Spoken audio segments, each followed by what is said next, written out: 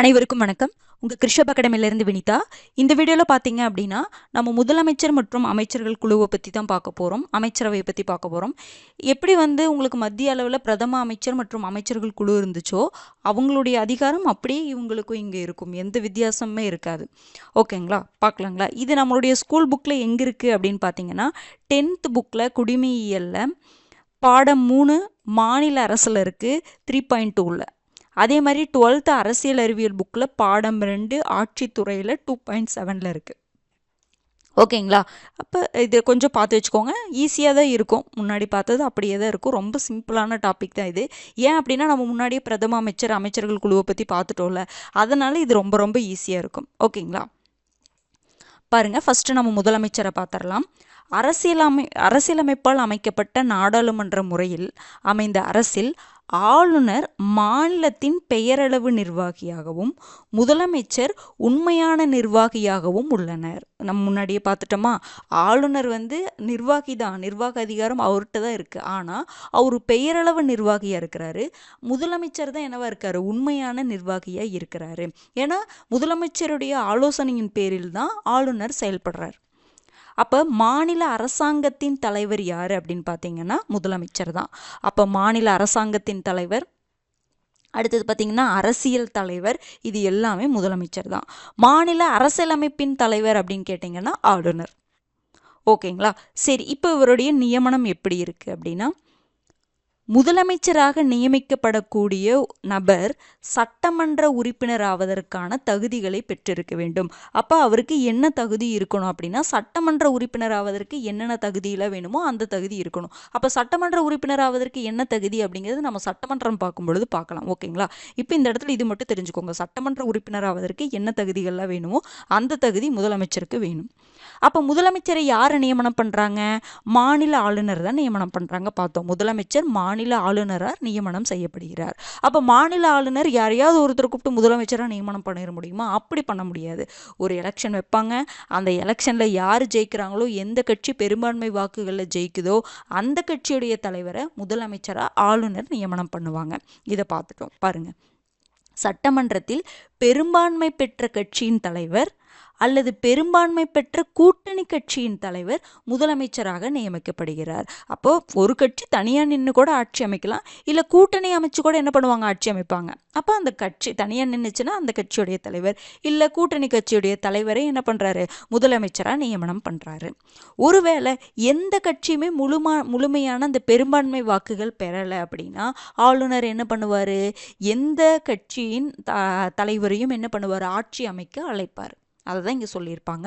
ஒன்று எக்ஸ்ட்ராவாக சொல்லியிருப்பாங்க. ஒருவேளை எந்த கட்சியும் முழுமையான பெரும்பான்மை பெறாத போது அல்லது பெரும்பான்மை பெற்றுட்டாங்க ஆனால் அவங்க தங்களுடைய தலைவரை தேர்ந்தெடுக்க தவறிட்டாங்க அப்படிங்கிற பட்சத்தில் ஆளுநர் என்ன பண்ணுவாராமா, தனது அதிகாரத்தை பயன்படுத்தி அடுத்ததாக எந்த கட்சி பெரும்பான்மை பெற்றிருக்குதோ அந்த கட்சியை அமைச்சரவை அழைப்பார்.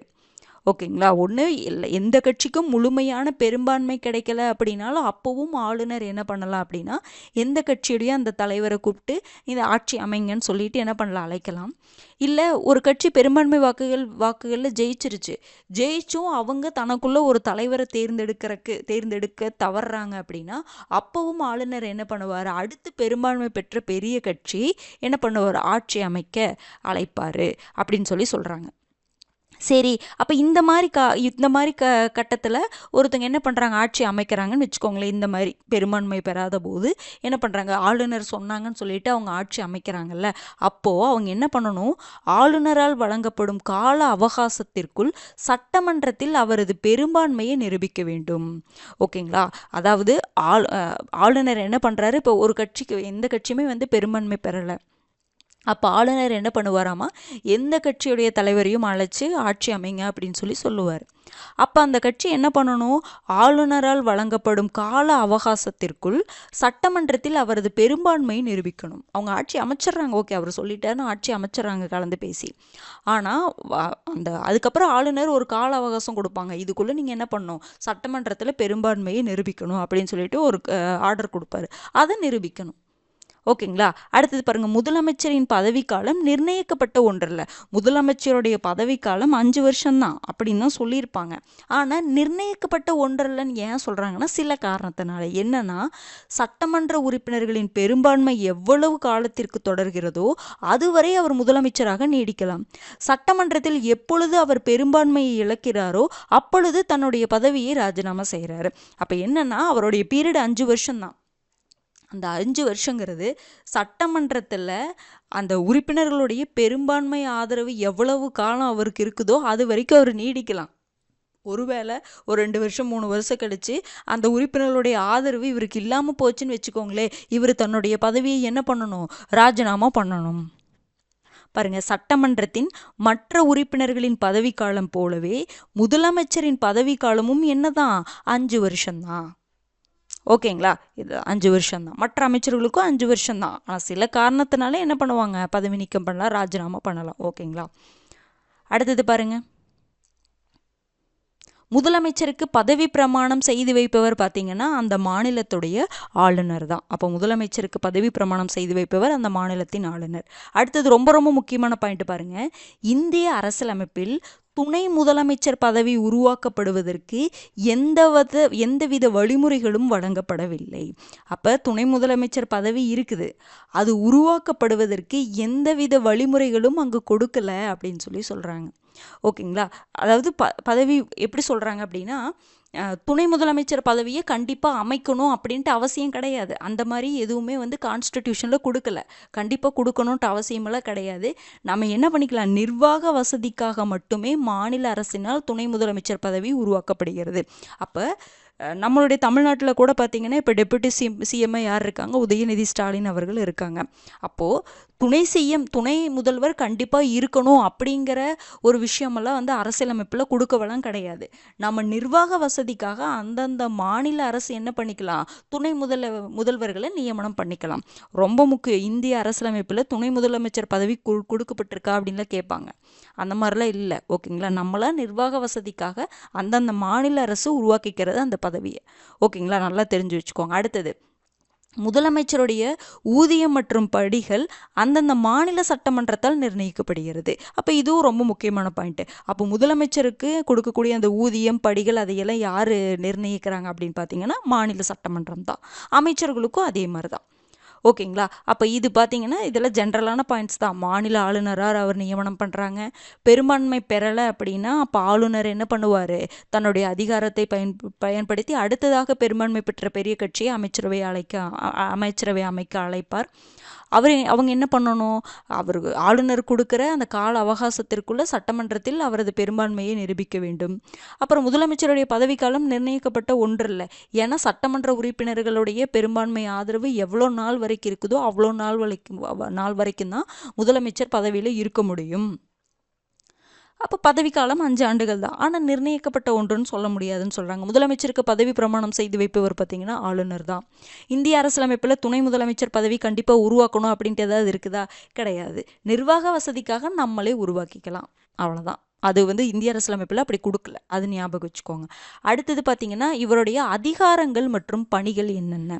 ஃபஸ்ட்டு அமைச்சரவை தொடர்பாக இவருக்கு என்ன அதிகாரம் இருக்குது? நமக்கு முன்னாடியே தெரியும், நம்முடைய இப்போ உறுப்பினர்கள் எல்லாமே மாநில சட்டமன்ற உறுப்பினர்கள் எல்லாருமே அமைச்சர்கள் கிடையாது. மாநில சட்டமன்ற உறுப்பினர்களில் சிலர் என்னவா இருப்பாங்க, அமைச்சராக நியமனம் பண்ணுவாங்க. அதுதான் அமைச்சரவை. ஓகேங்களா.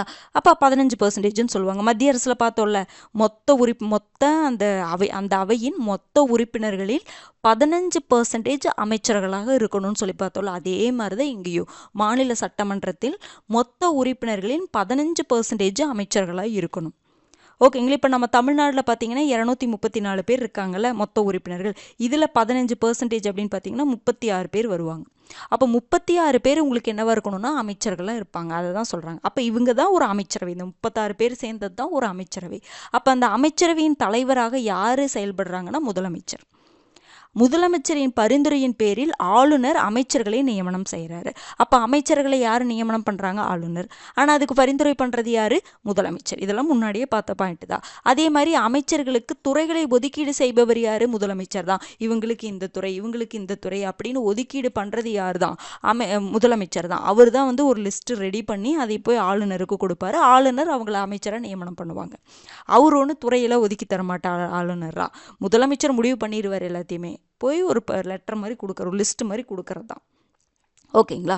அடுத்தது பாருங்க, தனது அமைச்சரவையை மாற்றி அமைக்கிறார். இப்போ ஒரு அமைச்சரவை இப்போ அமைக்கப்பட்டுருச்சு. ஒரு 2 வருஷம் கழிச்சு திரும்பி என்ன பண்ணலாம்? தன்னுடைய அமைச்சரவையை வேற அமைச்சர் பொறுப்பு வேற யாருக்காவது கொடுத்து மறுபடியும் என்ன பண்ணலாம்? அமைச்சரவையை மாற்றி அமைக்க முடியும். அடுத்தது, ஒரு அமைச்சருடன் கருத்து வேறுபாடுகள் எழும் பொழுது ராஜினாமா செய்யும்படி கேட்கிறார். ஏதாவது ஒரு கருத்து வேறுபாடு ஏற்படுது அப்படின்னா அந்த அமைச்சரை நீங்கள் ராஜினாமா பண்ணிடுங்கன்னு கேட்கலாம். இல்லைன்னா பதவி நீக்கம் செய்ய ஆளுநருக்கு என்ன கொடுப்பாரு? பரிந்துரை கொடுப்பாரு. ஓகேங்களா? ஆளுநர் டைரெக்டாக போய் ஒருத்தர் பதவி நீக்கம் பண்ண மாட்டாங்க. இவர் பரிந்துரை கொடுப்பாரு, முதலமைச்சர் பரிந்துரை கொடுப்பாரு. அதுக்கப்புறம் ஆளுநர் பதவி நீக்கம் பண்ணுவாங்க. அப்புறம் அமைச்சரவை கூட்டம் நடக்கும். ஓகேங்களா? அமைச்சரவை கூட்டத்தை தலைமை ஏற்றி நடத்தி முடிவுகளை எடுப்பவர் யார்? முதல்வர் தான். ஓகேங்களா? அவை கூட்டங்கிறது வேற, சட்டமன்ற கூட்டங்கிறது வேற. அமைச்சரவை கூட்டம்னா அமைச்சர்கள் மட்டும் இருக்கக்கூடிய கூட்டம். சட்டமன்ற கூட்டங்கிறது சட்டமன்ற உறுப்பினர்களால் நடத்தப்படக்கூடிய ஒரு கூட்டம். அந்த வித்தியாசத்தை புரிஞ்சுக்கோங்க. அந்த அமைச்சரவை கூட்டத்தை தலைமை ஏற்றி நடத்தி முடிவுகளை எடுப்பவர் சிஎம் தான். அமைச்சரவையின் குழப்பத்தை தனது ராஜினாமா மூலம் என்ன பண்ணி வைக்கிறாரு? முடித்து வைக்கிறார். இப்போ அமைச்சரவைக்கு எதிராக நம்பிக்கையில்லா தீர்மானம் கொண்டு வராங்க. இந்த மாதிரி ஒரு குழப்பமான சூழ்நிலையில் அவரே போய் ராஜினாமா பண்ணார்னா என்ன ஆயிரும்? அந்த அவை கலைஞ்சு போயிருமா? அப்போ அந்த குழப்பத்தை தீர்த்து வைக்கிறார். அவ்வளவுதான். அமைச்சர்கள் அனைவரையும் கட்டுப்படுத்தி வழிநடத்தி இயக்கி அவர்களது நடவடிக்கைகளை என்ன பண்றாரு? ஒருங்கிணைக்கிறார். அமைச்சரவையுடைய தலைவர்னா என்ன? அமைச்சர்களை அவங்கள தலைவர்னா என்னெல்லாம் பண்ணணுமோ அதை பண்ணுவார். அவ்வளவுதான். அவங்கள கட்டுப்படுத்தி அவங்கள வழிநடத்தி என்னென்ன பண்ணணும்லாம் சொல்லி அவங்களுடைய நடவடிக்கைகளில் ஒருங்கிணைக்கிறார். அரசாங்கத்தின் முக்கிய கொள்கை முடிவுகளை அவர் தான் என்ன பண்ணுறாரு? எடுக்கிறாரு அப்படின்னு சொல்கிறாங்க. ஓகேங்களா? அப்போ இதில் சின்ன சின்ன பாயிண்ட் தான் ஈஸி. அமைச்சரவையின் தலைவராக இருக்கிறாங்க. இவருடைய பரிந்துரையின் பேரில் தான் ஆளுநர் அமைச்சர்களை நியமனம் பண்ணுறாங்க. அமைச்சர்களுக்கு துறைகளை இவர் தான் ஒதுக்கீடு கொடுக்குறாரு. அமைச்சரவை மாற்றி அமைக்கிறாரு. ஒரு அமைச்சருடன் கருத்து வேறுபாடு ஏற்பட்டால் ராஜினாமா செய்யும்படி சொல்கிறாரு. அப்புறம் இல்லைன்னா பதவி நீக்கம் செய்ய ஆளுநருக்கு பரிந்துரை கொடுக்குறாரு. அமைச்சரவை கூட்டத்திற்கு இவர் தலைமை ஏற்கிறாரு. அமைச்சர்கள் அனைவரையும் கட்டுப்படுத்தி வழி நடத்துகிறாரு. அரசாங்கத்தின் முக்கிய கொள்கை முடிவுகளை எடுக்கிறார்.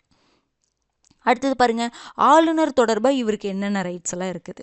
ஆளுநர் தொடர்பானவை: ஆளுநருக்கும் அமைச்சருக்கும் இடையே செய்தி தொடர்புகளில் முதலமைச்சர் முதன்மையாக விளங்குகிறார். அது என்னது அப்படின்னு பார்த்தீங்கன்னா, ஒரு ஆளுநருக்கும் அமைச்சருக்கும் இடையே பாலமாக யார் தான் செயல்படுறாரு? முதலமைச்சர் தான். ஏன் அப்படின்னு பாருங்க, நிர்வாகம் மற்றும் சட்டங்கள் தொடர்பாக எடுக்கப்பட வேண்டிய நடவடிக்கைகள் குறித்த அமைச்சரவையின் அனைத்து முடிவுகளையும் ஆளுநரிடம் தெரிவிக்கிறார். இப்போ அமைச்சரவை கூடி ஒரு முடிவு எடுக்கிறாங்க. நிர்வாகம் சம்பந்தமாகவோ சட்டங்கள் தொடர்பாகவோ ஒரு முடிவு எடுக்கிறாங்கன்னா அந்த முடிவு எல்லாத்தையும் போய் ஆளுநர்கிட்ட சொல்றது யாரு? முதலமைச்சர் தான். அப்போ ஆளுநர் ஏதாவது சொல்கிறாங்கன்னா இங்கே போய் அமைச்சர்கிட்ட சொல்கிறது. அப்போ இவங்க 2 பேர்த்துக்கு இடையில, ஏன்னா இவங்க 2 பேர் டைரெக்டாக பேசிக்க மாட்டாங்க, இவங்க 2 பேர்த்துக்கு இடையில ஒரு பாலமாக செயல்படுவது யார்? சிஎம் தான். அங்கே பார்த்தோம்ல அதே மாதிரி, மத்திய அரசில் பார்த்தோம்ல அதே மாதிரி தான். ஓகேங்களா? அடுத்தது பாருங்க, கீழ்காணும் அலுவலர்களின் நியமனங்கள் தொடர்பாக ஆளுநருக்கு ஆலோசனை வழங்குகிறார்.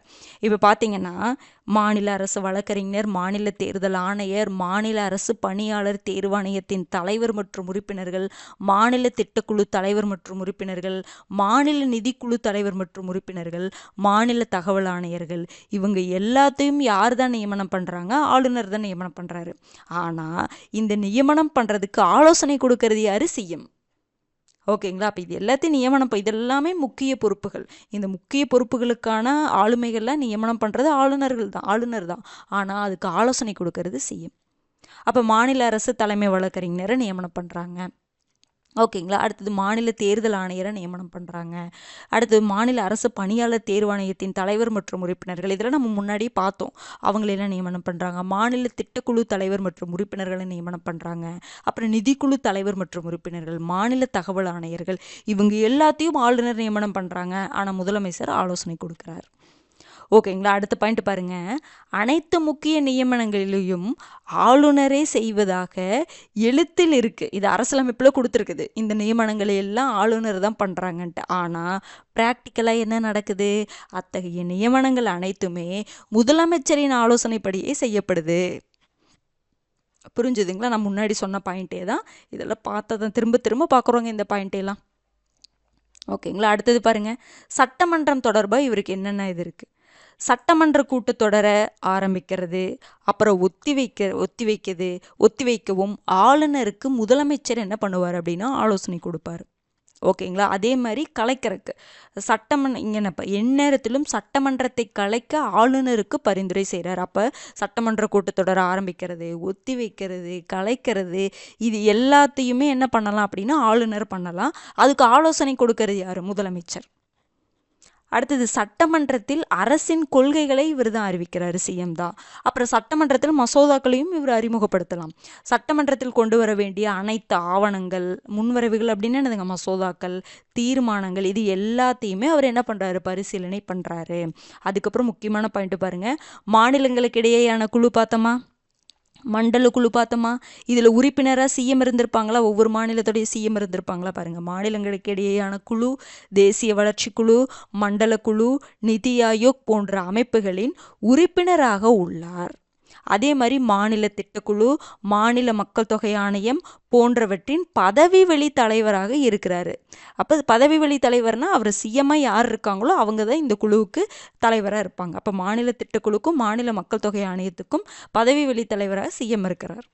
ஓகேங்களா. அப்போ சட்டமன்றத்தை ஆரம்பிக்கிறது, ஒத்தி வைத்தல், அடுத்தது அதை கலைப்பதற்கு ஆளுநருக்கு பரிந்துரை கொடுக்குறாரு. அப்புறம் பார்த்திங்கன்னா மாநிலங்களுக்கு இடையேயான குழு, தேசிய வளர்ச்சி குழு, மண்டல குழு, நிதி ஆயோக் இந்த அமைப்புடைய உறுப்பினராக இருக்கிறாரு. மாநில திட்டக்குழு, மாநில மக்கள் தொகை ஆணையம் போன்றவற்றின் பதவி வழி தலைவராக செயல்படுறார்.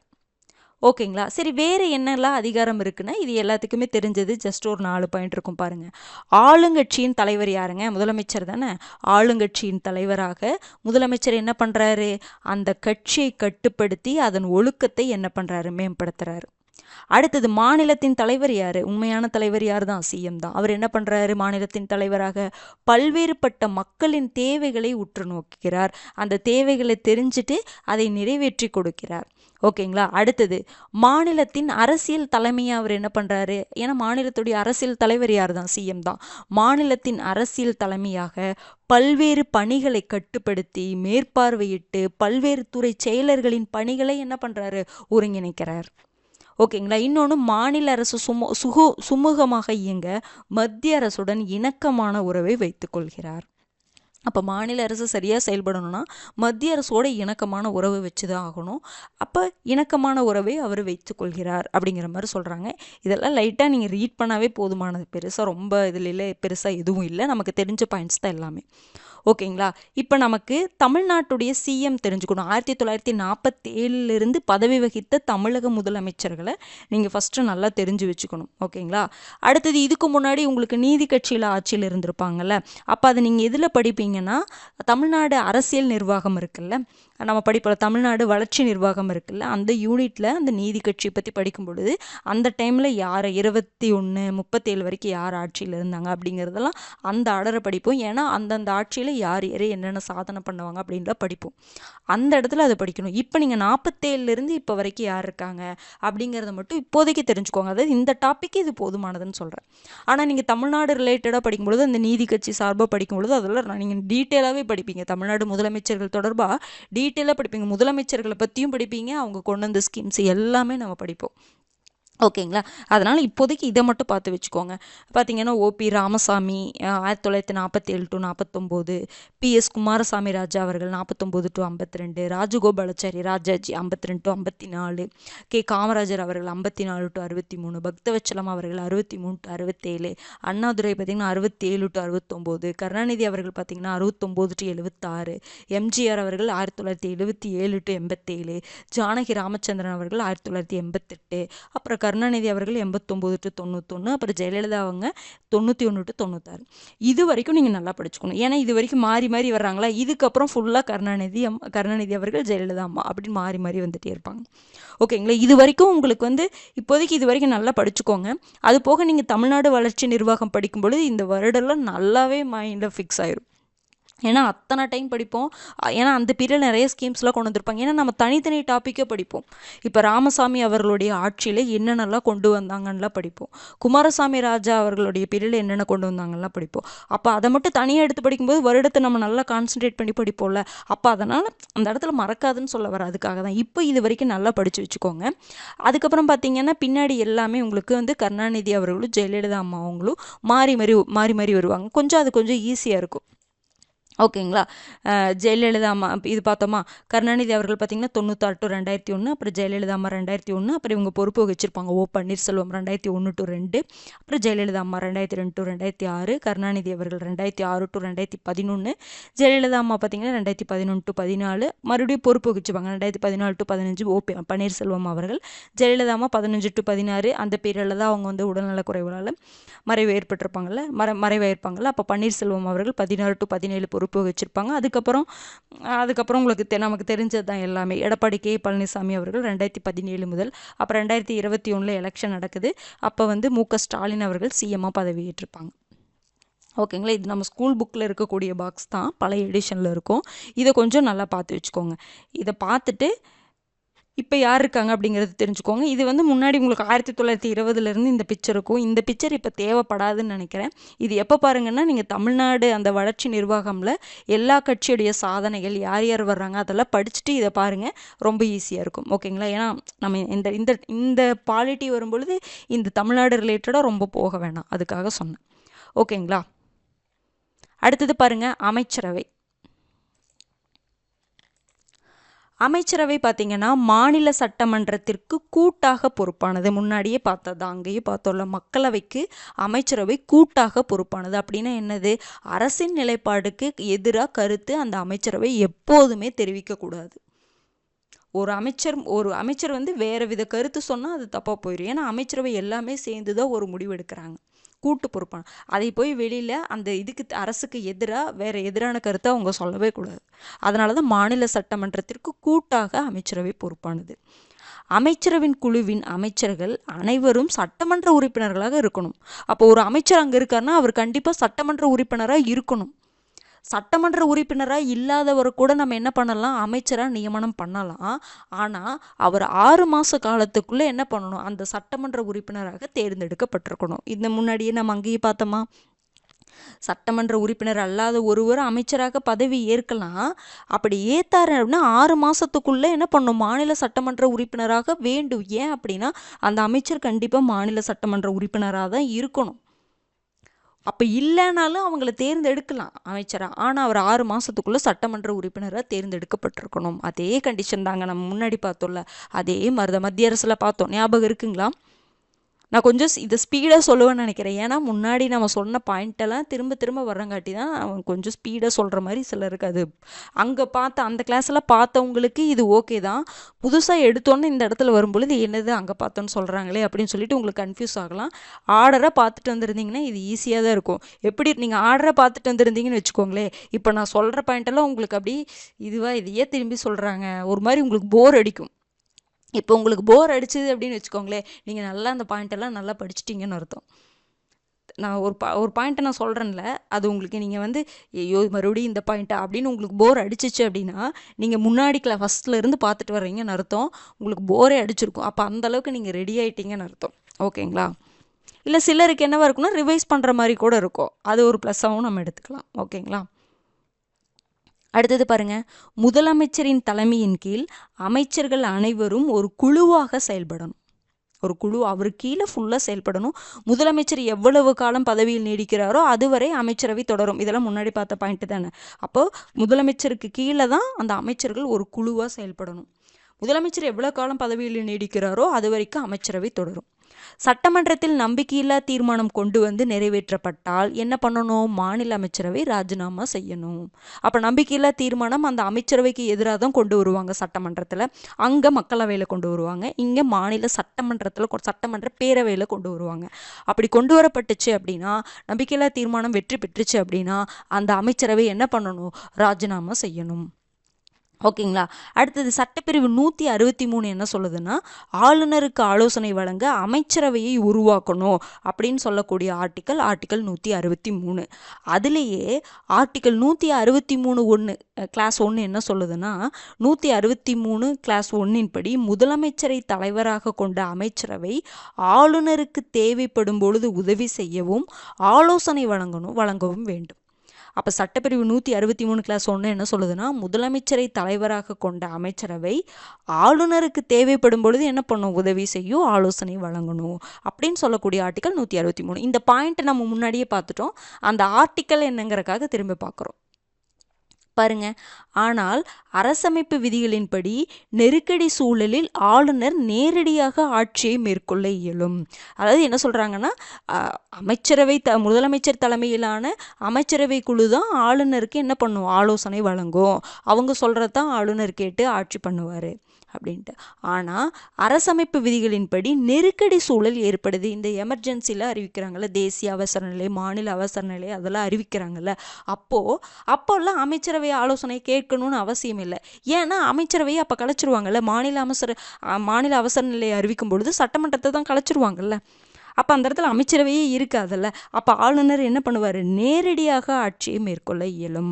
அப்போ நெருக்கடி சூழலில் ஆளுநர் நேரடியாக ஆட்சியை மேற்கொள்ள இயலும். இது ஒரு எக்ஸப்ஷன் கேஸ். ஓகேங்களா? அடுத்தது பாருங்க, சட்டப்பிரிவு 164(1) என்ன சொல்லுது அப்படின்னா, ஆளுநரால் முதலமைச்சர் நியமிக்கப்படுறதை பற்றி சொல்லுது. இன்னொன்று, முதலமைச்சரின் பரிந்துரையின் பேரில் மற்ற அமைச்சர்களை நியமிக்க வழிவகை செய்கிறது. அப்போ ஆளுநர் தான் என்ன பண்ணுறாரு? முதலமைச்சரை நியமனம் பண்ணுறாங்க. அப்புறம் முதலமைச்சருடைய பரிந்துரையின் பேர் தான் மற்ற அமைச்சர்களையும் ஆளுநர் நியமனம் பண்ணுறாங்க. அப்போ அதை பற்றி சொல்லக்கூடிய ஆர்டிக்கல் என்னென்னா, ஆர்டிக்கல் 164 கிளாஸ் 1. அடுத்ததாங்க ரொம்ப ரொம்ப முக்கியமான பாயிண்ட்டு. நம்ம முன்னாடியே பார்த்தோம், பாராளுமன்றத்தில் அங்கே பார்த்தோம்ல, பாராளுமன்றத்துடைய மொத்த உறுப்பினர்களில் 15% என்னவா இருக்கணும்னா அமைச்சர்களாக இருக்கணும் அப்படின்னு சொல்லி பார்த்தோமா? அதே மாதிரி தான் இங்கேயும் சட்டமன்றத்தில் மொத்த உறுப்பினர்களில் 15% அமைச்சர்களாக இருக்கணும். அதாவது அந்த 15% தாண்டக்கூடாது, அதுக்குள்ளே தான் இருக்கணும், 15%க்குள்ளே தான் இருக்கணும். ஓகேங்களா? அதை பாருங்கள், முதலமைச்சர் உட்பட மொத்த அமைச்சர்களின் எண்ணிக்கை மொத்த உறுப்பினர்களுடைய எண்ணிக்கையில் 15% தாண்டக்கூடாது.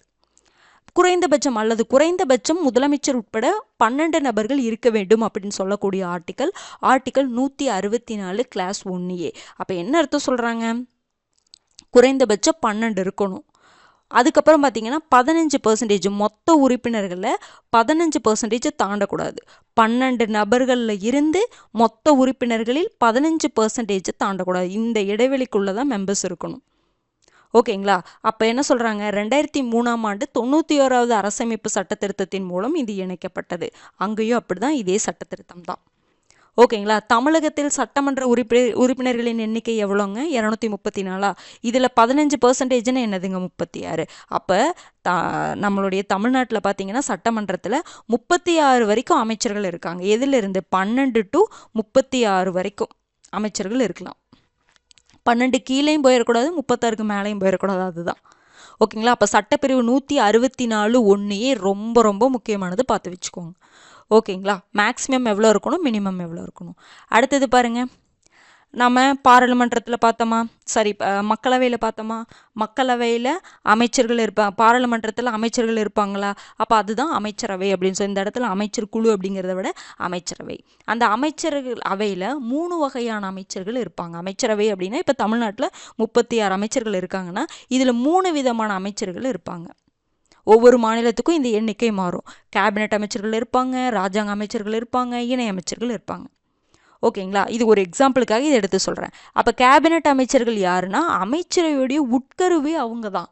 ஏன் இது அமைச்சரவை? இது அமைச்சரவைன்னு போட்டுக்கோங்க. அமைச்சரவையின் 3 வகையான அமைச்சர்கள் இருப்பாங்க. ஏன் அப்படின்னா முக்கியமான முடிவுகளை அவங்க தான் அமைச்சரவை கூட்டம், கேபினெட் அமைச்சர் கூட்டம் ஓகேங்களா, அவங்க தான் கூடி முக்கியமான விஷயங்கள் எல்லாம் முடிவெடுப்பாங்க. மாநில அரசாங்கத்தின் முக்கிய துறைகளுக்கு தலைமை வகிப்பவங்க இவங்க தான், கேபினெட் அமைச்சர்கள். முக்கியமான துறைகள்லாம் இருக்குல்ல, அந்த வெளியுறவுத்துறை அந்த மாதிரிலாம் இருக்குல்ல, சரி, அதாவது தேசிய அளவில் வெளியுறவுத்துறை வரும். இங்கே நம்ம சொல்கிறேன் முக்கியம் அப்படிங்கிறதுக்காக வெளியுறவு அப்படிங்கிற மாதிரி சொல்கிறேன். அதையும் நீங்கள் மக்களவையிலையும் அதை கொஞ்சம் பாராளுமன்றத்துலேயும் அதை பார்த்துக்கோங்க. ஓகேங்களா, முக்கியமாக நிறைய துறைகள் இருக்குல்ல, அப்போ அந்த முக்கிய துறைகளுக்கு தலைமை வகிப்பவங்க யாருன்னு பார்த்தீங்கன்னா யாருங்க, யார் தலைமை வைக்கிறாங்க? கேபினெட் அமைச்சர்கள். மாநில அரசின் உண்மையான அதிகார மையமே இந்த கேபினெட் அமைச்சர். அமைச்சரவை இருக்குது, அந்த அமைச்சரவையில் கேபினெட் அமைச்சர்கள் முக்கியமானவங்க. ஓகேங்களா, அடுத்தது ராஜாங்க அமைச்சர்கள். இவங்க பார்த்தீங்கன்னா துறைகளின் தனி பொறுப்புகள் இவங்களுக்கு கொடுக்கப்படும். இவங்க போய் இவங்களோட கூட்டத்தில கலந்துக்க மாட்டாங்க. ஒருவேளை இவங்க கூப்பிட்டாங்கன்னா இவங்க போய் கலந்துக்குவாங்க. இது முன்னாடியே பார்த்தோமா. அடுத்தது இணை அமைச்சர்கள் என்ன பண்ணுவாங்க? இந்த கேபினெட் அமைச்சர்களுக்கும் ராஜாங்க அமைச்சர்களுக்கும் ஹெல்ப் பண்ணுவாங்க. கேபினெட் அமைச்சர்கள் மற்றும் ராஜாங்க அமைச்சர்களுக்கு உதவியாக யார் இருப்பாங்க அப்படின்னு பார்த்தீங்கன்னா இந்த இணை அமைச்சர்கள். புரிஞ்சுதுங்களா? அப்போ அமைச்சரவையில் 3 வகையான அமைச்சர்கள் இருக்கிறாங்க. கேபினெட் அமைச்சர்கள், ராஜாங்க அமைச்சர்கள், இணை அமைச்சர்கள். அதில் மெயின் யாருன்னு பார்த்தீங்கன்னா கேபினெட் அமைச்சர்கள் தான். இந்த கேபினெட் அமைச்சர்களுக்குன்னே ஒரு செப்பரேட்டாக கீழே குழுவில் வைப்பாங்க, கேபினெட் குழுக்கள்னு சொல்லிட்டு. இதுக்குள்ளே சில மெம்பர்ஸ் இருப்பாங்கல்ல. இப்போ இதில் ஒரு 12 பேர் இருக்காங்கன்னு வச்சுக்கோங்க. இந்த 12 பேர்த்துக்குள்ளேயே குழு நிறைய குழுக்கள்லாம் ஆரம்பிப்பாங்க. ஒரு குழு 4 பேர் 5 பேர் அப்படின்னு சொல்லிட்டு கேபினெட் குழுக்கள் அப்படின்னு சொல்லிட்டு என்ன பண்ணுவாங்க, போடுவாங்க. அதில் டெசிஷன் எடுக்கிறது. அந்த மாதிரி கேபினெட் குழுக்கள் இங்கேயும் இருக்குது. எங்கே இருக்குது? அங்கேயும் மத்திய அளவுலேயுமே இருக்குது. ஓகேங்களா, பாராளுமன்றத்தில் கேபினெட் அமைச்சர்கள் இருக்காங்கல்ல, அந்த கேபினெட் அமைச்சர்களுக்குள்ளேயும் என்ன பண்ணுவாங்க, குழுவை அமைச்சுக்குவாங்க. ஓகேங்களா, இன்னொன்று அங்கே நாடாளுமன்ற குழுக்கள் இருக்கா. நாடாளுமன்ற குழுக்கள் நம்ம படித்த ஞாபகம் இருக்குங்களா, அது டீட்டெயிலாகவே பார்த்தோம். நாடாளுமன்ற குழுக்களில் அந்த நாடாளுமன்றத்தோட உறுப்பினர்கள் யார் வேணாலும் என்னவா இருப்பாங்க, அவங்கள அப்பாயின்மெண்ட் பண்ணிக்குவாங்க. நாடாளுமன்ற உறுப்பினர்கள் அமைச்சராக இருக்கணும்னு அந்த இடத்துல அவசியம் இல்லை. நாடாளுமன்ற குழுக்களுக்குள்ள உறுப்பினர்கள் அமைச்சராக இருக்கணும்னு அவசியம் இல்லை. அந்த நாடாளுமன்ற உறுப்பினரை யார் வேணாலும் என்ன பண்ணுவாங்க, தேர்ந்தெடுத்து அங்கே போடுவாங்க உறுப்பினராக. ஓகேங்களா, ஆனால் இங்கே என்ன இல்லை, கேபினெட் அமைச்சர்கள் அப்படின்னு வரும் பொழுது இங்கே யார் இருப்பாங்க, அமைச்சர்கள் தான் இருக்கணும். கேபினெட் அமைச்சர்களுக்குள்ளே இருக்கிற மெம்பர்ஸ் தான் குழுக்கள் அமைப்பாங்க. பாராளுமன்ற குழுக்கள் அப்படின்னு என்னதுங்க, பாராளுமன்ற உறுப்பினர்கள் தான் அங்கே இருப்பாங்க. அமைச்சர்கள் கண்டிப்பாக அந்த குழுக்குள்ளே இருக்கணும் அப்படிங்கிற கட்டாயமில் இல்லை. நான் சொல்கிறது உங்களுக்கு புரியும்னு நினைக்கிறேன். பாராளுமன்ற குழுக்கள் அப்படின்னா பாராளுமன்ற உறுப்பினர்களில் யார் வேணாலும் அந்த குழுக்குள்ளே தேர்ந்தெடுப்பாங்க. இப்போ கேபினெட் குழுக்கள் அப்படின்னா கேபினெட்டுக்குள்ளே எந்தெந்த அமைச்சர்களாக இருக்கவங்களோ அவங்கெல்லாம் தான் உறுப்பினர்களாக எடுப்பாங்க. இந்த வித்தியாசத்தை புரிஞ்சுக்கோங்க. நான் இது முன்னாடியே நான் உங்களுக்கு சொல்லியிருக்கேன். பாராளுமன்றத்தை போலவே சட்டமன்றங்களுக்கும் சட்டமன்ற குழுக்கள் இருக்குது. அங்கே பாராளுமன்ற குழுக்கள் இருந்துச்சுல்ல, நம்ம பாராளுமன்ற குழுக்கள் பற்றி எத்தனை குழுக்கள் பற்றி பார்த்தோம். அந்த உறுப்பினரை யார் நியமனம் பண்ணுவாங்கன்னு பார்த்தோம், உறுப்பினர்களை யார் இருப்பாங்கன்னு பார்த்தோம். ஓகேங்களா, அப்போது அந்த இடத்துல அமைச்சர்கள் இருக்க மாட்டாங்க நம்ம பார்த்தோம், ஞாபகம் இருக்குங்களா? சட்டமன்ற பாராளுமன்ற குழுக்கள் அதே மாதிரி இங்கே சட்டமன்ற குழுக்கள். இது அடுத்தது அதே மாதிரி அங்கே கேபினெட் குழுக்களும் இருக்கும், இங்கேயே கேபினெட் குழுக்கள் இருக்குது. இந்த கேபினெட் குழுக்கள் அப்படிங்கிறது இந்த கேபினெட் அமைச்சர்கள் இருக்குல்ல, இவங்க ஆரம்பிக்கக்கூடிய இவங்களிலிருந்து உருவாகக்கூடிய ஒரு குழுக்கள் தான் கேபினெட் குழுக்கள். சின்ன சின்ன கேபினெட் குழுவாக ஆரம்பிப்பாங்க. இந்த சட்டமன்ற குழுக்கள் அப்படிங்கிறது சட்டமன்ற உறுப்பினர்கள் நிறைய பேர் இருக்காங்க. தமிழ்நாடு 234 பேர் இருப்பாங்க. இவங்களுக்குள்ள யார் வேணாலும் அதுக்குள்ள மெம்பராக இருப்பாங்க.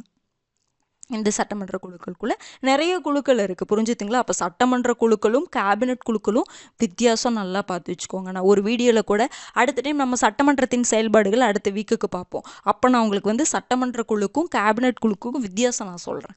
வித்தியாசம்னா அந்த டேப்லெட் காலம் போட்டு சொல்கிறேன். இப்போ நான் சொல்லிட்ட வித்தியாசத்தை உங்களுக்கு புரிஞ்சிருக்குன்னு நினைக்கிறேன். கன்ஃபியூஸ் ஆகுது அப்படின்னா நான் மறுபடியும் அதை நான் சொல்கிறேன். ஓகேங்களா, ஏன்னா எடுத்தோன்னா சிலருக்கு ஃப்ரெஷராக வரும்பொழுது அது குழப்பமாக தான் இருக்கும். படிக்க படிக்க தான் சரியாகுங்க. நம்ம நினைக்கிற மாதிரி கிடையாது. நீங்கள் ஃபஸ்ட்டு ஒரு டைம் கவனிச்ச உடனே எல்லாமே புரிஞ்சிடும்னு சொல்ல முடியாது. இப்போ நம்ம ஒன்று சொல்கிறோம் அப்படின்னா அதில் 100% நமக்கு புரிஞ்சிருச்சுன்னு சொல்லவே முடியாது. என்றைக்குமே நமக்கு ஒரு 50% அளவுக்காவது புரிஞ்சால் போதும் அந்த இடத்துல. அதுக்கப்புறம் நம்ம திரும்ப திரும்ப படிக்க தான் ஒரு விஷயம் ஒவ்வொரு கான்செப்டும் நமக்கு நல்லாவே கிளியர் ஆகும். ஆனால் ஃபஸ்ட்டு கவனிக்கும் பொழுது முக்கியமான பேசிக்கெல்லாம் புரிஞ்சிடணும். அந்த பேசிக் புரிஞ்சிருச்சுன்னா அதுக்கப்புறம் உள்ளே இருக்கக்கூடிய சின்ன சின்ன கான்செப்ட் நம்ம படிக்க படிக்க ரிவைஸ் பண்ண கொஷின் போட அந்த கொஷின் அனலிசிஸ் பண்ண தான் புரியும். ஓகேங்களா? நம்ம எடுத்த உடனே ஐயோ இது ரொம்ப கஷ்டமாக இருக்குது புரியலையே அப்படின்னு நீங்கள் யோசிக்காதீங்க. புரிஞ்ச அளவுக்கு நான் முன்னே எப்போவுமே இதை தான் சொல்கிறேன் உங்களுக்கு. நீங்கள் வீடியோ பார்க்கும் பொழுது எந்த அளவுக்கு புரியுதோ அதை வந்து படிச்சுக்கோங்க. அதை படிச்சுட்டு திரும்ப ரிவைஸ் பண்ணுவீங்க, டெஸ்ட் போட்டு பார்ப்பீங்க, அந்த அனலிசிஸ் பார்ப்பீங்க. ஒன்று பார்க்க ஸ்டெப் பை ஸ்டெப்பாக உங்களுடைய டவுட்ஸ் வந்து அதுவாக கிளியர் ஆகும். நீங்கள் ரொம்ப போட்டு கன்ஃபியூஸ் ஆகிக்க வேண்டாம், ஸ்ட்ரெஸ் ஆக வேண்டாம், ஃப்ரீயாக விடுங்க, ஃப்ரீயாக படிங்க. ஓகேங்களா? அப்புறம் கரண்ட் அஃபேர்ஸில் பார்ப்போம், நியூஸில் பார்க்கும்பொழுது இன்னும் நல்லா தெளிவாக கிளியர் ஆகும். ஓகேங்களா? எடுத்த உடனே ஃப்ரெஷருக்கு இந்த அட்வைஸ் என்னென்னா, ஃப்ரெஷருக்கு நான் சொல்கிறேன், ஆல்ரெடி தெரிஞ்சவங்களுக்கு ஓகே. ஃப்ரெஷருக்கு என்னென்னா, எடுத்த உடனே ஃபஸ்ட்டு ஒன்றை பார்த்த உடனே எல்லாம் புரியும் அப்படின்னு நீங்கள் நினைக்க வேணாம். ஓகேங்களா? புரிஞ்சிடும், நமக்கு தான் புரியலையே அப்படின்னு நீங்கள் ஃபீல் பண்ணவே வேண்டாம். அது போக போக சரியாயிரும்.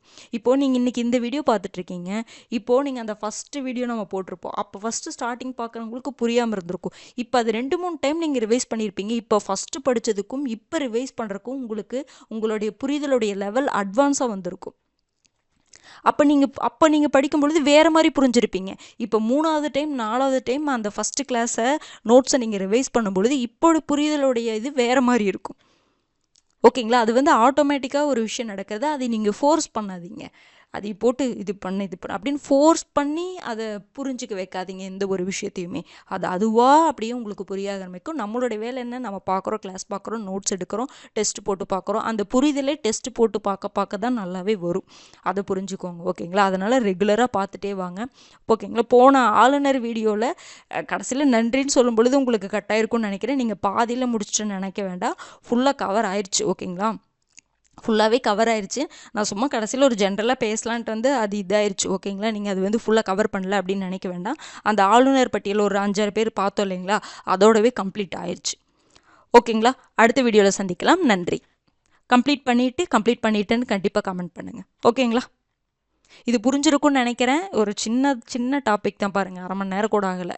அப்போ முன்னாடி நம்ம பார்த்தங்காட்டி இது ஈஸியாக புரிஞ்சிருச்சு, ஈஸியாக போகிற மாதிரி இருக்குது. இதுவே ஃபஸ்ட்டு எடுத்து இதை பார்க்கணும் அப்படின்னா ஒரு விஷயத்தையும் நம்ம என்ன பண்ணணும், அவசர சட்டமாக அதை மாதிரி பார்க்கணும். 6 மாத காலத்திற்குள் அந்த விஷயங்களை நம்ம திரும்ப பார்த்தது தானே, அதனால் சீக்கிரமாக சொல்கிற மாதிரி ஆயிடுச்சு. ஓகேங்களா? அடுத்த வீடியோவில் சந்திக்கலாம். நன்றி.